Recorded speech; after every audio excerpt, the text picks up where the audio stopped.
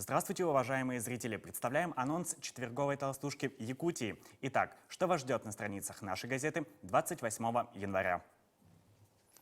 Что делать, если у вас или ваших близких обнаружили свиной грипп? На вопрос матери ребенка, которого выписали из больницы с таким диагнозом, отвечает замминистра здравоохранения республики Людмила Вербицкая. О подпольном чтении, комсомольской юности и значении социологии в современном мире, а также ее влияние на семейные отношения. Читайте в интервью с руководителем Национального агентства информационного центра при главе республики Анатолием Бравиным, гостем толстушки. На реализацию мероприятий, объявленного в Якутии года благоустройства, из республиканского бюджета будет выделена беспрецедентная сумма – 2 миллиарда 300 миллионов рублей. На что пойдут эти деньги? Кто будет контролировать расходование средств? Почему арктическим улусам предоставлены особые условия? Все подробности в рубрике «Суть дела».